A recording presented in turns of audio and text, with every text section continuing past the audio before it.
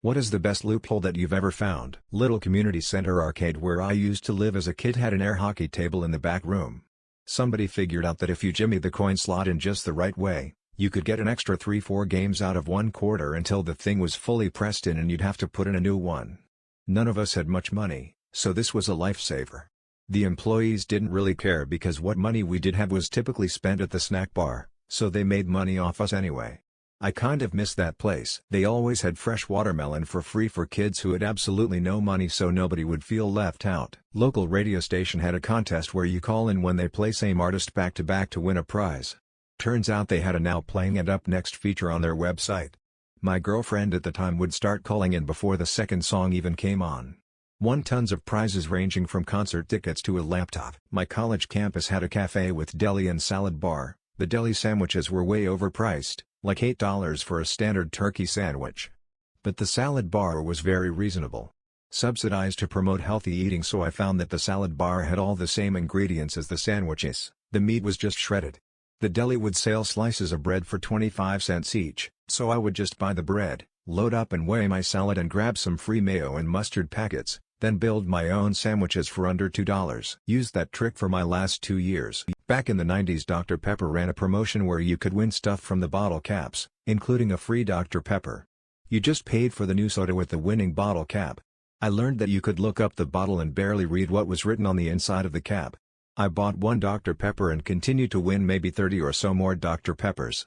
As a teen, an unlimited supply of soda was amazing. My brother once yelled "Last one to jump in the pool is gay," and then jumped into the pool. However, I figured out that if I did not jump in, then technically he would be the last one in the pool, and he is still gay to this day. Not very impressive, but at my high school we had to wear a button-down and a tie to class every day. One of the kids realized that they never specified what kind of button-down it had to be, so he wore a Hawaiian shirt to class with a tie. Technically it met the dress code, so it stuck. Pretty soon most of the school started wearing Hawaiian shirts with ties to class. We looked like a bunch of ridiculous Jimmy Buffett Goes Mormon types, but it was worth it to spite the system. They changed the rule to ban Hawaiian shirts a week later. I still use the loophole of jumping on a shuttle bus out of LAX to a parking garage or hotel, yes, and then calling an Uber Lyft from there to avoid the airport prices. Brings the ride home down to $10 from $40. My former workplace would tell us every Monday that we had to work overtime Saturday, then often cancel overtime at the last minute. That way they didn't have to give us the minimum 24 hours notice of mandatory overtime, and they could take as long as they wanted to decide if they needed us. They also got to play it off like they were doing us a favor by giving us our weekend back.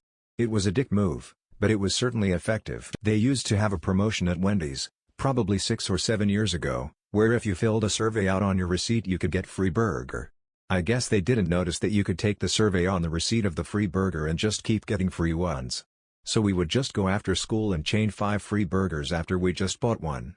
We did that for a few days until they finally caught on and stopped accepting it. My dad figured out a good one back in the 80s. Just like they do now, back then cable companies would give you a free weekend trial of a premium channel, HBO, Cinemax, etc., in an effort to get more people to sign up for those channels and pay more. However, our cable company's method of giving you access to the special channel was to send a signal to your cable box which unlocked the channel. To turn off the channel at the end of the free trial, another signal was sent. My dad figured out that the signal to lock it was only sent for a short period of time, so before the end of the free weekend, he would unplug the cable box and then plug it back up the next day.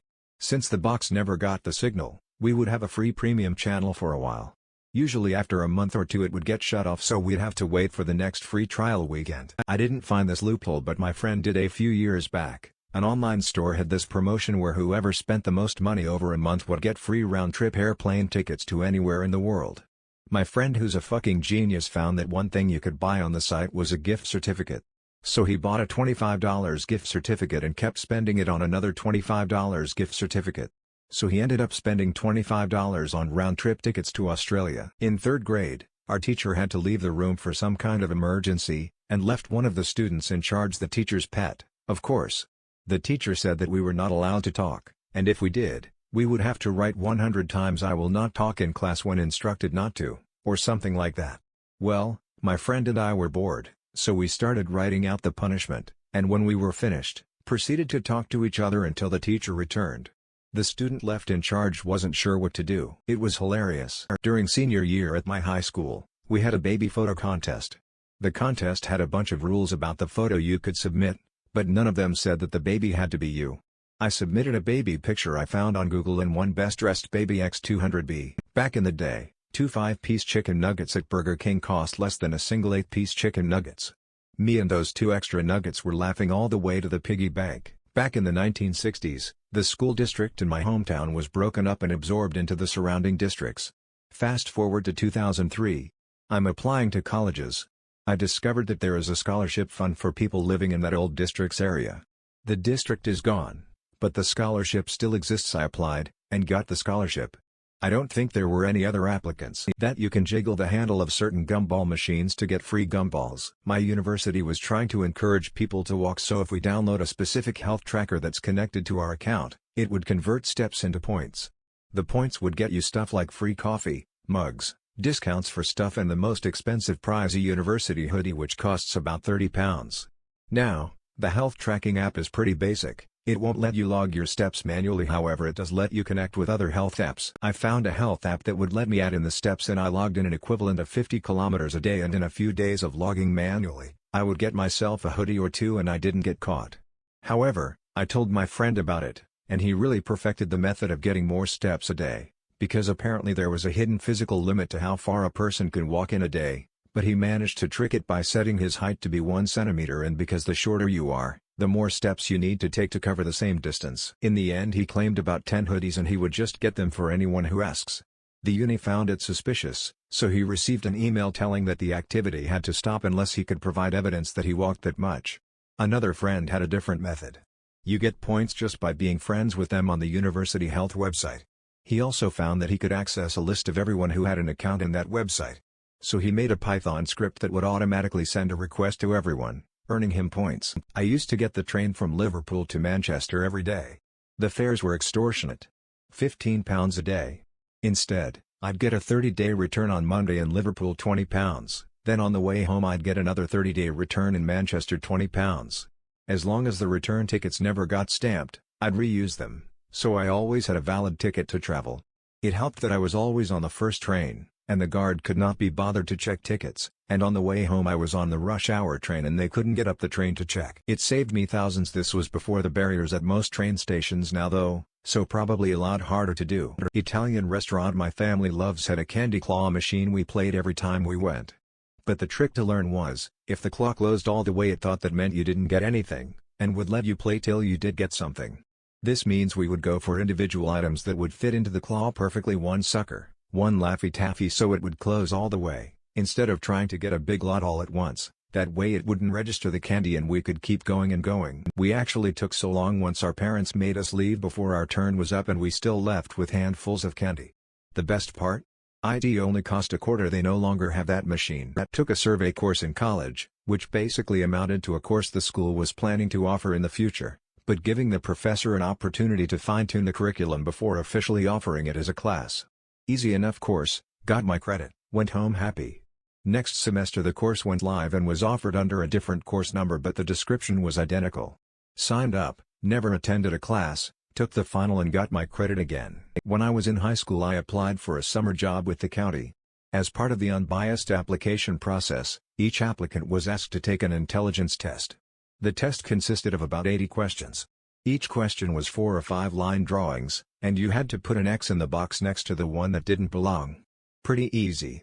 I happened to notice, though, that the test paper was 2-part, which is 2 sheets of paper that are attached together back to back with a sheet of carbon paper in between. I could peel the sheets apart and look inside. The second sheet just had a bunch of boxes printed on it, and I could see from the first few questions that I'd answered that the X's I'd marked ended up in the printed boxes on the second sheet thanks to the carbon paper.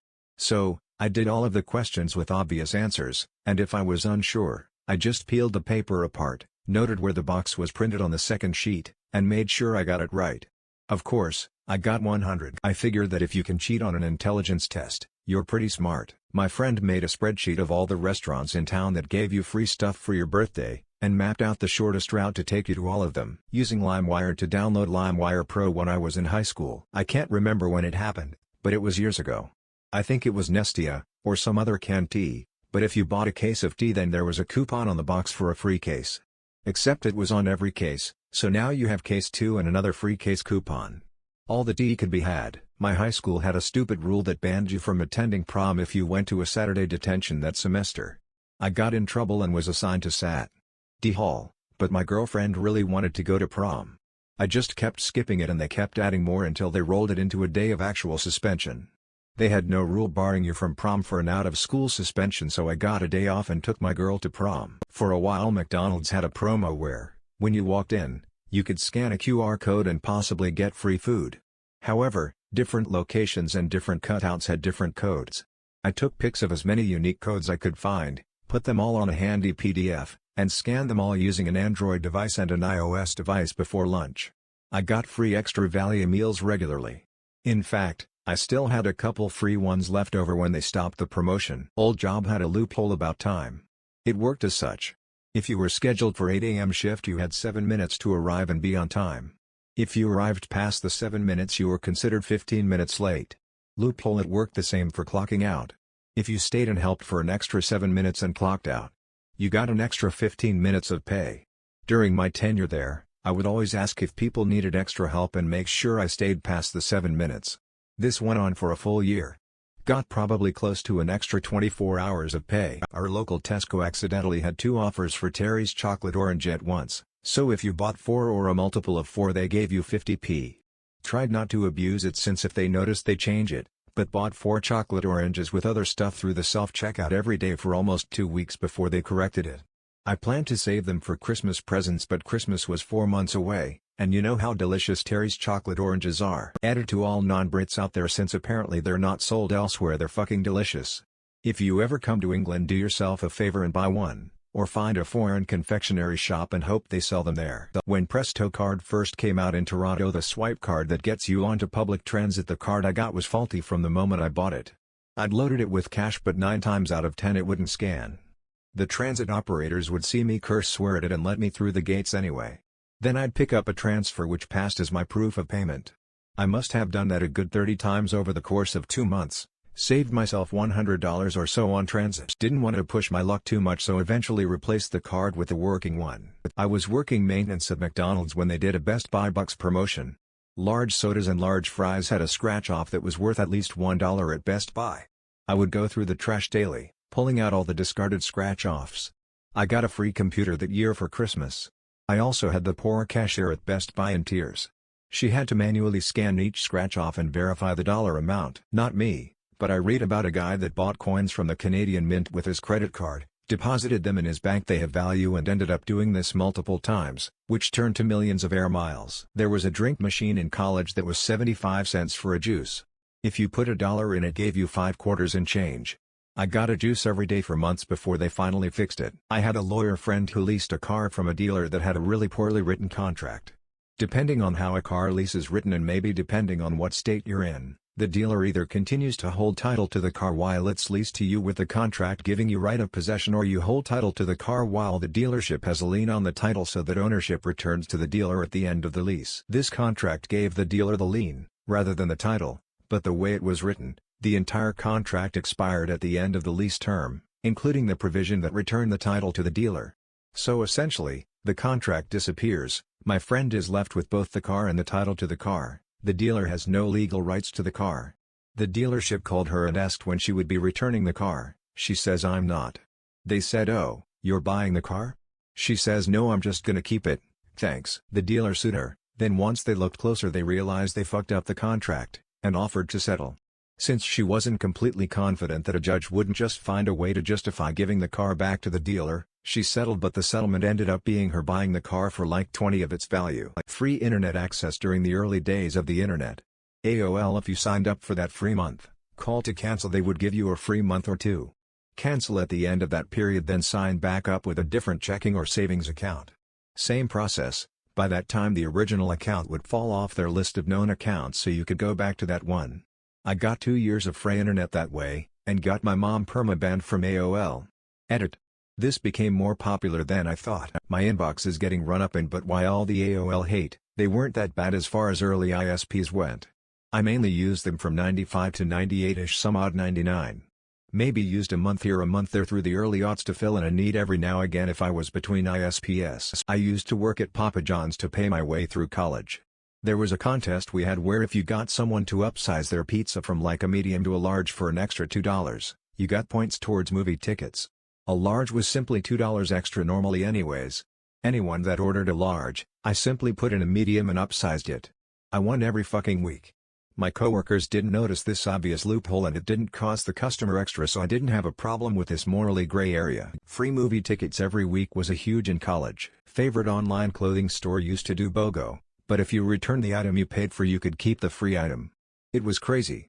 They must have caught on though because they haven't run that promotion for a while. Instead of buying sandbags to weigh down the bed of my pickup truck in winter, I just shovel the snow right in there. When it warms up, the snow melts. No muss, no fuss. X200B it'll be a cold day in hell when I pay for a bag of sand. Or when I recognize Missouri. In high school our science class had one of those projects where you had to drop an egg and build something to not have it break. The assignment sheet said fall 6 feet without breaking. This particular teacher was a stickler for following instructions, often taking points off for little things like not putting the date in the preferred format on stuff. Come the day of the project, one of the kids who has no obvious egg-catching contraption walks up to the front of the class where the measure thingy was, lifts his egg up about a half a foot above the 6-foot marker and drops his egg. It splatters all over the floor and the teacher tells him he's getting an F. That smug legend replies, "Why? The egg fell 6 feet without breaking." I wish we had camera phones back then because the look of realization on the teacher's face was epic. The teacher tried to tell him that isn't what he meant, but we all reminded him about always following instructions. He gave him an A and the next year the instructions were much more precise. Working at Applebee's years ago, Cooper Libras would ring up for 99 cents on Thursdays after 4 p.m. A few of us would get pretty lit on the cheap after our shift. After a few weeks one of the servers no one liked caught on and told the manager. Fun while it lasted. Thanks Bernadette you skank. In college one weekend my girlfriend now wife and I were celebrating some special occasion. Maybe a birthday, don't quite remember. At any rate I went to Kroger to pick up some steaks and I got this pack of 2 really nice filet mignons. They were normally priced around $25 for the 2-pack depending on total weight, but there was a special going on so they were only $18, but we'd done good on our grocery budget that month and could afford the splurge, so I got them. Get to the checkout and it rings up the $25 price. Store policy was that if meats rang up with the wrong price they were free, so I walked out with 2 free steaks.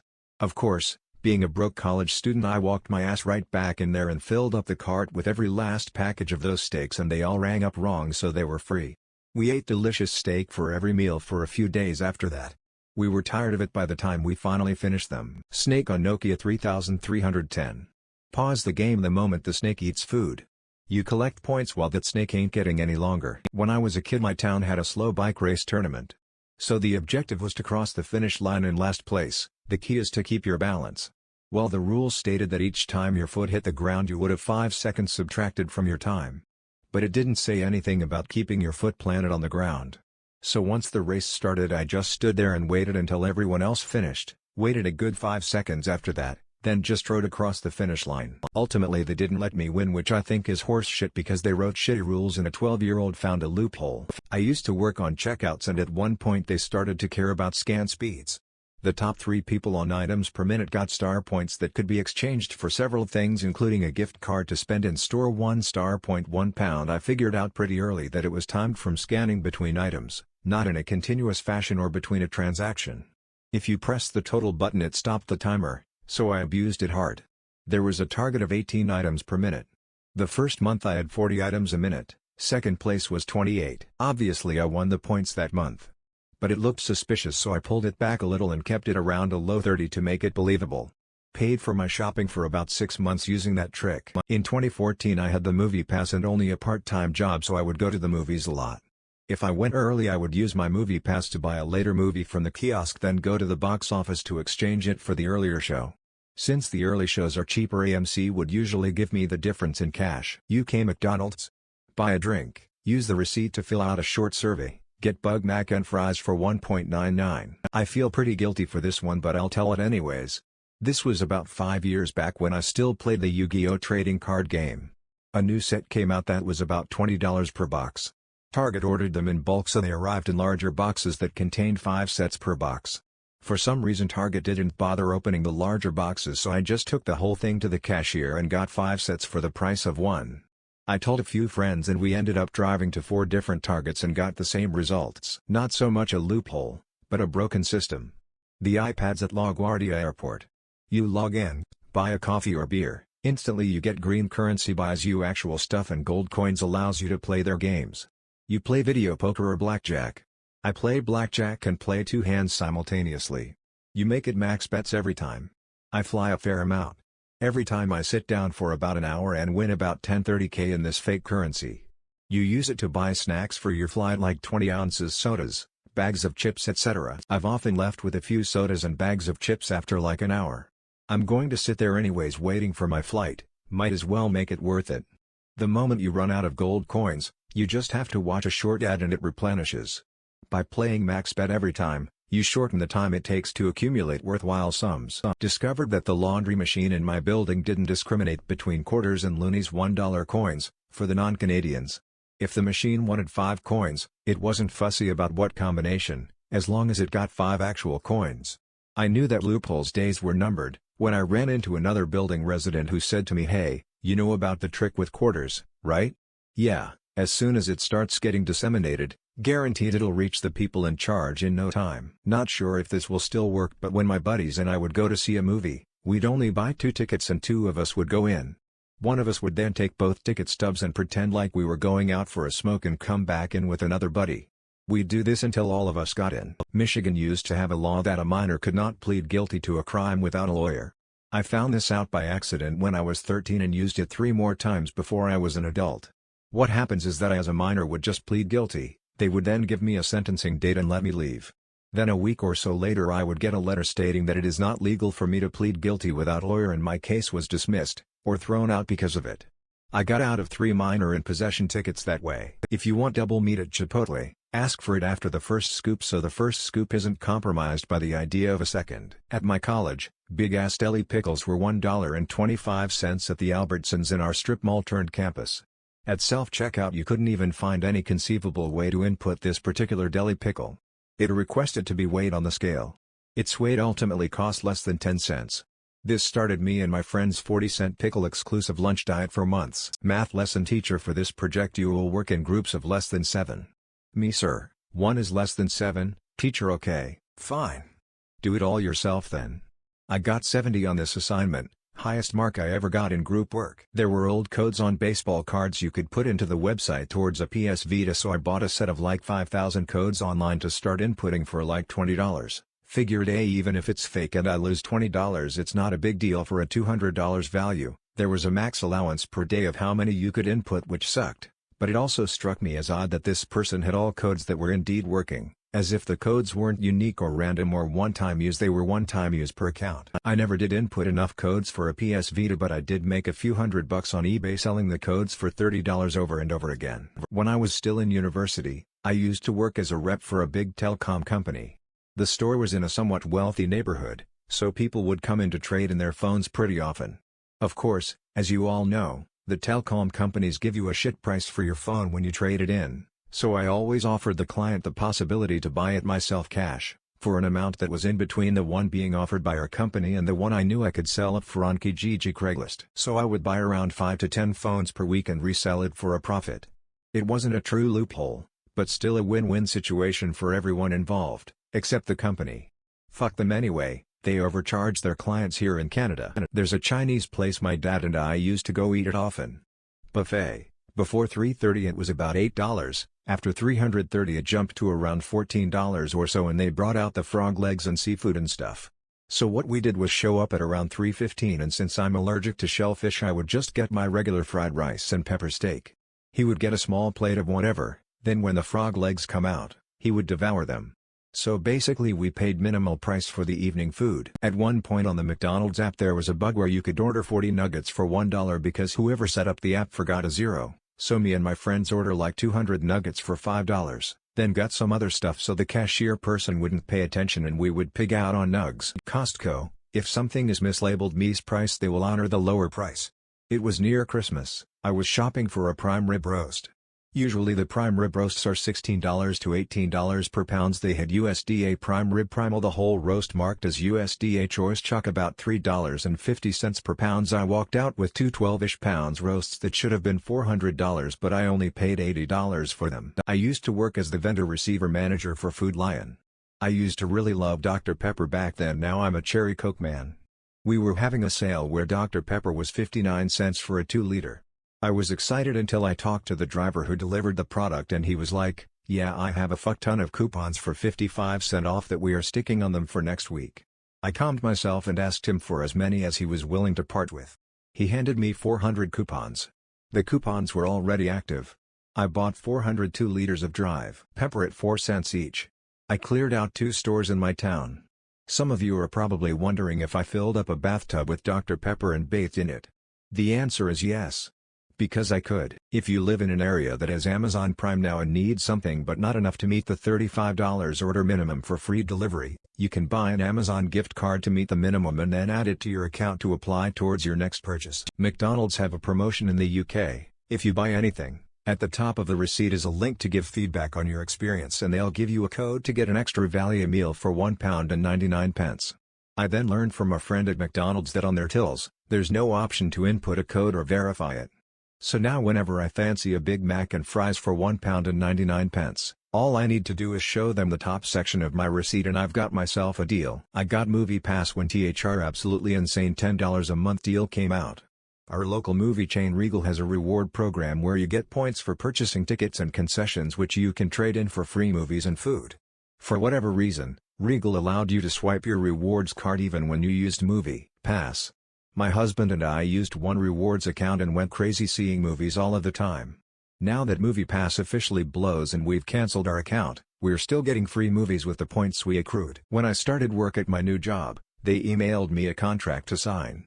You sign it, return it to your new boss, he signs it, then it gets filed.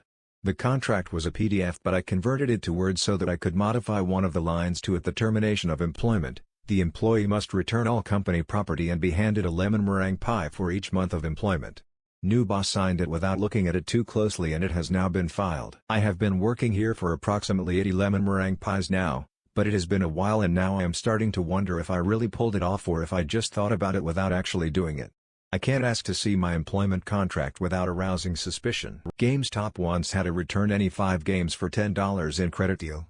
I did a bit of mental math, walked over to the used bin and sauntered up to the counter with 5 copies of Princess Ponyland Express or whatever for 99 cents each.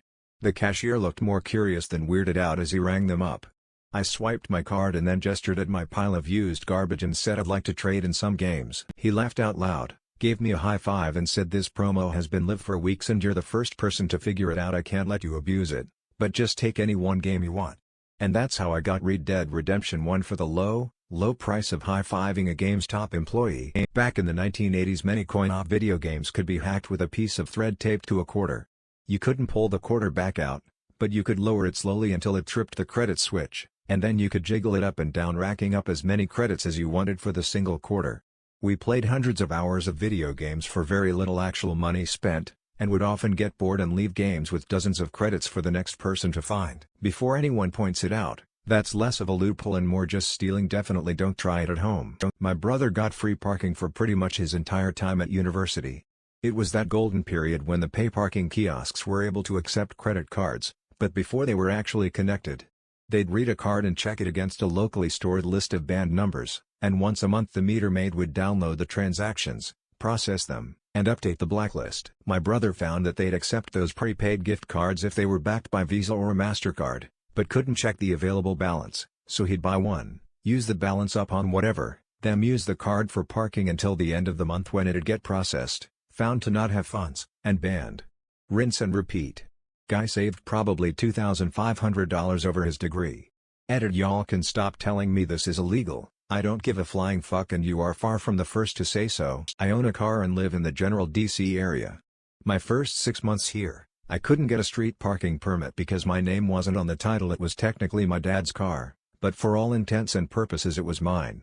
So I parked it in multi-day parking at a metro station and only took it out on Sundays, when they don't charge fares for parking. I switched between parking it at Huntington and Franconia Springfield every week.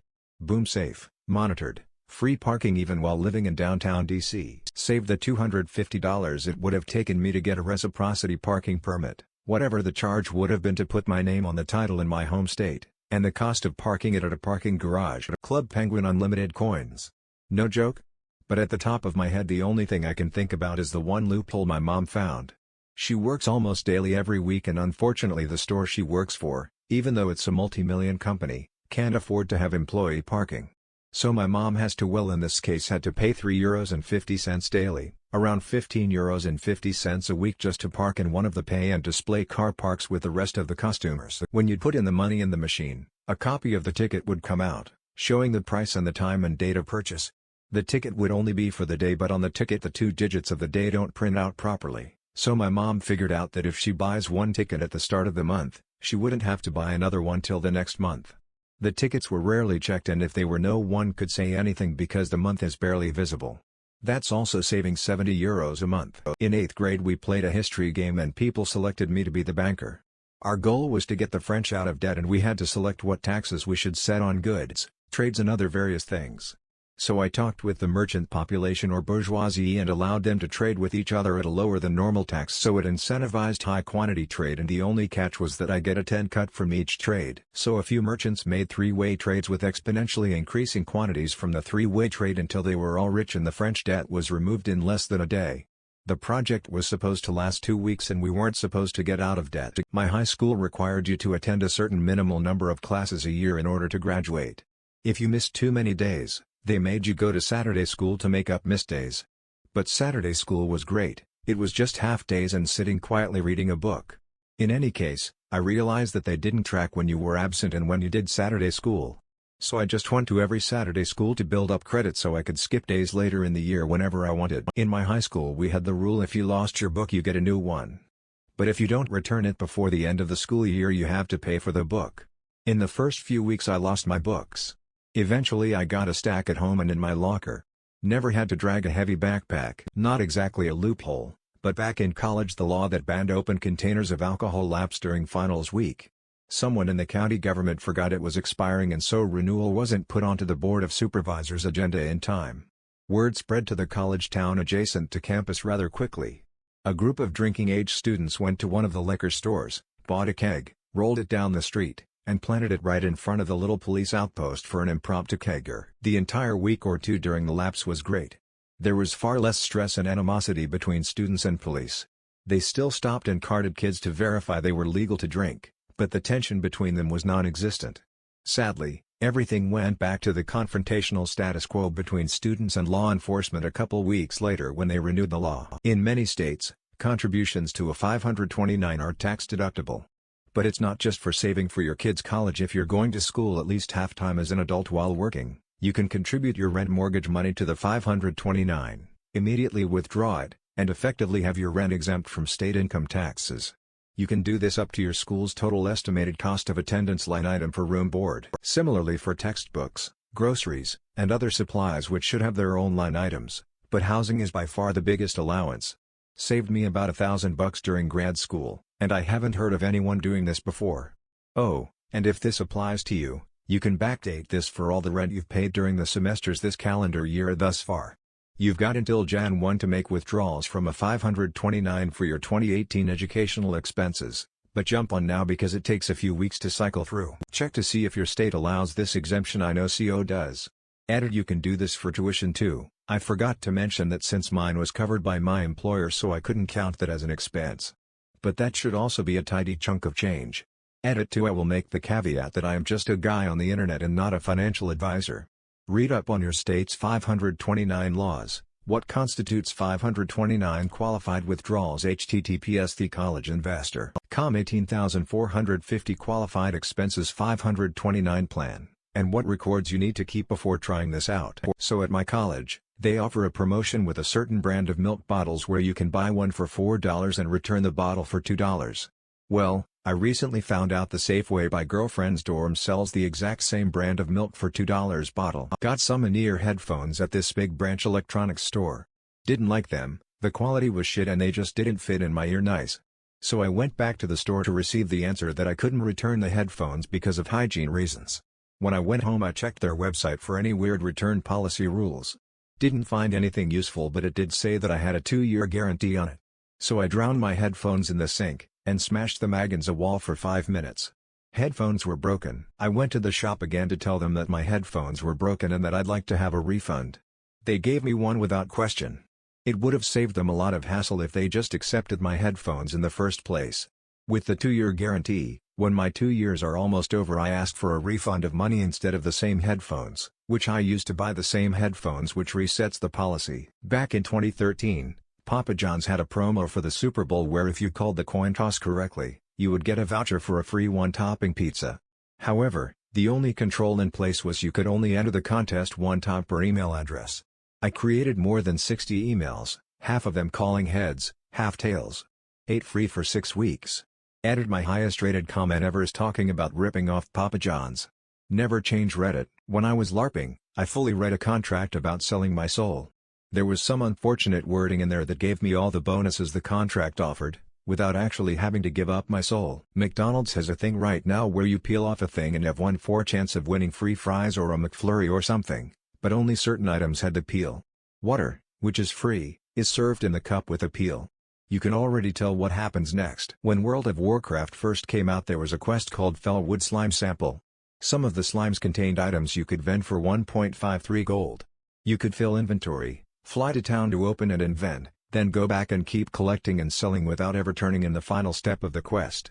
I amassed 5k gold over the course of the day before they patched it. Most others at the time felt rich with 100 gold. I took a 400 level French film course that was entirely taught in English and it counted as 3 years of foreign language credit. I was laid off from a job and my not-so-smart manager gave me my separation agreement with one additional paycheck. Told me to take my time to sign it, show it to my lawyer, etc. Went home and reviewed my actual contract. My manager copy-pasted my contract from a VP sales contract which stated that I was owed 6 months full salary, benefits, and any commissions derived from sales that I generated. Went in the next day with a smug look on my face and asked the CEO, "Have you read this?" Added for clarity, "I'll just add that we said, no," proceeded to read it, and then said, "Wow, looks like we owe you 6 months salary and benefits. Oh, and commissions on your opportunities." I'm late to the party, but there is a loophole in the Comcast billing system that always a rep to reset accounts to new customer pricing, while earning a TV phone sale. I made about 5k the last month before they figured out what I was doing and fired me. In high school, we had some say in which classes we took, but not too much choice. In all 4 years, we had a mandatory study hall, where you had to go and sit quietly in a class and pretend to be busy, even if you had no work to do. I convinced the administration to instead let me take courses from the next grade up, but nothing with prerequisites I was currently taking. I then proceeded to take community college courses over the summer that were listed as equivalent to the last year courses I was missing without telling them. In California, as long as you take all the required classes, you can graduate high school once they're finished with a full diploma. When I brought in all the documentation and paperwork to graduate a year early, they were pissed. They apparently knew about the program, but actively hid the information and attempted to dissuade parents when it came up, because they lose money when someone does that. I filed the paperwork anyways and graduates cum laude in my junior year. So, while not technically a cheesy loophole, I did manage to save a year of my life for $100 in community college courses. In the UK about 2 years ago, the popular Walker Lay's Crisps potato chips company had a promotion where everyone in 4 bags of Walkers would have a £4 off a lunch meal deal. On it said any combinations of a lunch meal below £4 or something like that. The meal could consist of a sandwich, drink, and crisps. So any combination of those without going over the £4 was acceptable. Their full-size crisps were in store sold at £1 each. Naturally my combination of a lunch meal deal was 4 full-size Walker's bags. At least one always had another coupon. So essentially I just kept on getting 4 free bags of crisps and kept it going until their promotion ended. Only a few times the cashier raised a bit of a fuss, but the coupon was legit and the terms were met, so gimme my chips. I ate a lot of chips that year. A lot. I used to work at a CVS. We had a promotion for a type of $2 shampoo that when you bought it, you would get $2 in extra bucks. Basically the shampoo was a wash, but I think we had a whole lot of it and needed to get rid of it. It wasn't anything too special anyway. I watched, in horror from the photo area, as 2 strange women, I remember them appearing as gypsies or equivalent, stocked an entire shopping cart with every bottle of shampoo we had. They then demanded the shampoo be rung up in individual transactions, so each bottle they bought earned them the $2 to pay for the next bottle. It was mayhem. They must have bought 50 bottles of shampoo for nothing, save for the $2 initial investment, though walking away with $2 extra bucks. My local managers learned their lesson for sure.